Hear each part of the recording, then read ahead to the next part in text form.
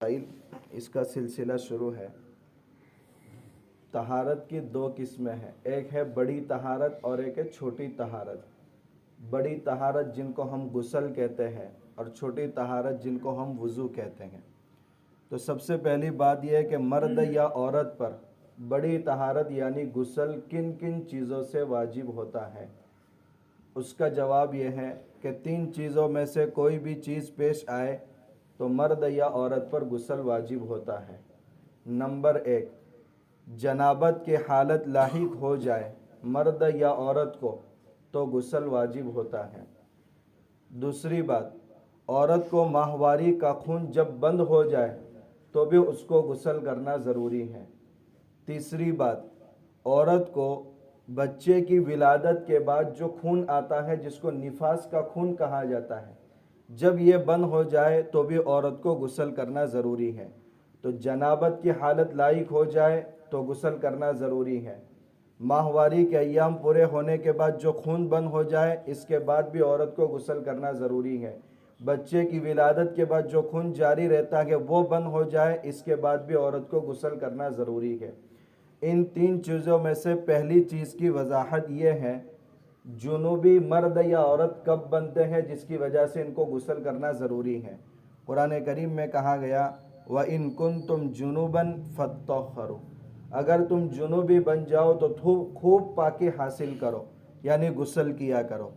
तो सवाल यह है कि मर्द या औरत जुनूबी कब बनते हैं, किन चीज़ों की वजह से मर्द या औरत को कहा जाएगा कि अब ये जुनूबी हो गए। उसकी भी 3 सूरतें हैं। सबसे पहली सूरत है एहतिलाम। एहतिलाम का मतलब यह है कि मर्द या औरत रात में या दिन में किसी भी वक्त सो गए और बुरा ख्वाब देखने के बाद मनी के कतरात शहवत के साथ निकल गए, इसको कहा जाता है एहतिलाम। रात में या दिन में सोने के बाद बुरा ख्वाब देखा और शहवत के साथ मनी निकल गई तो भी ये मर्द हो या औरत हो ये जुनूबी हो गए, इन दोनों को अब गुस्ल करना ज़रूरी है। दूसरी सूरत है इंजाल। इसकी सूरत यह है कि मर्द या औरत आपस में मिले और मिलने के बाद मर्द का भी पानी शहवत के साथ निकल गया और औरत का भी पानी शहवत के साथ निकल गया, तो अब इन दोनों पर गुस्ल करना ज़रूरी है, दोनों जुनूबी हो चुके हैं। तीसरी सूरत, मर्द या औरत आपस में मिले मगर थोड़ी ही देर के बाद किसी रुकावट या किसी हाइल चीज़ के पेश आने के बाद दोनों अलग हो गए, न मर्द का पानी निकला है न औरत का पानी निकला है, तो अब ये दोनों जुनूबी किस वक्त होंगे। तो उसका जवाब यह है कि मर्द के आगे की शर्मगाह, उसका जो आगे का टोपी वाला हिस्सा है, अगर इतना हिस्सा भी औरत की शर्मगाह में दाखिल हो गया और इसके बाद दोनों जुदा हो गए, चाहे पानी नहीं निकला और उसके बाद दोबारा मिलने की नौबत भी नहीं आई, तो भी मर्द पर भी और औरत पर भी गुस्ल वाजिब होगा, दोनों जुनूबी हो गए हैं।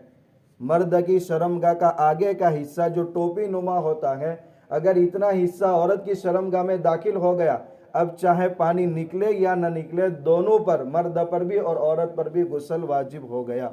व इन कुंतुम जुनूबन फत्तहरू, अगर तुम जुनूबी हो जाओ तो पाकी हासिल करो। तो जुनूबी बनने की 3 सूरतें, एक एहतिलाम होना, मियाँ बीवी का आपस में मिलना और पानी का निकल जाना। तीसरी सूरत, मियाँ बीवी का आपस में मिलना और पानी न निकले मगर शर्मगाह का इतना हिस्सा एक दूसरे में दाखिल हो जाए तो भी गुस्ल वाजिब होगा। इसी जनाबत के ताल्लुक से 1-2 बातों की वजाहत। मर्द के लिए मनी निकलने की जो जगह है ये पुश्त है। पुश्त से जब मनी शहवत के साथ अलग होगी गुस्ल वाजिब हो जाएगा, चाहे पेशाब की जगह से शहवत के साथ मनी न निकले।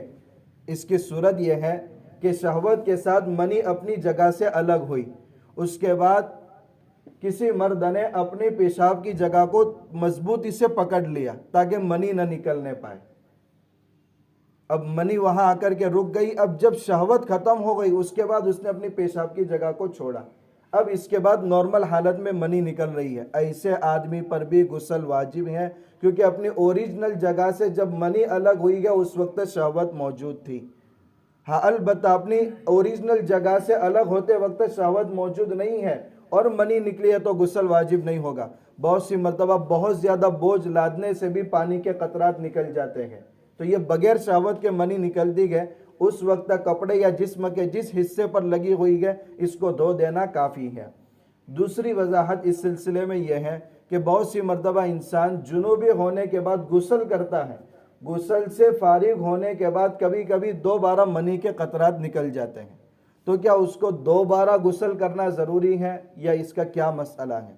तो उसका जवाब यह है कि जब गुस्ल करने से पहले पहली मर्तबा पेशाब कर लिया और सारे मनी के कतरात साफ हो गए, इसके बाद गुस्ल भी पूरा किया, गुस्ल पूरा करने के बाद फिर मनी के कतरात निकले गए, तो अब यह देखना है कि शहवत की पहली जो हालत बाकी थी उसकी कुछ हालत अभी भी बाकी है या नहीं। अगर बाकी है और मनी के कतरात निकले हैं तो दोबारा पूरा गुस्ल करना होगा, और अगर शहवत की कोई हालत बाकी नहीं और मनी के कतरात निकले हैं तो बस उसी जगह को धो लेवे और वुज़ू कर लेवे, पहला जो गुस्ल किया गया वो काफ़ी हो जाएगा। अल्लाह ताला इन मसाइल को समझ कर अमल की तौफीक अता फरमाए।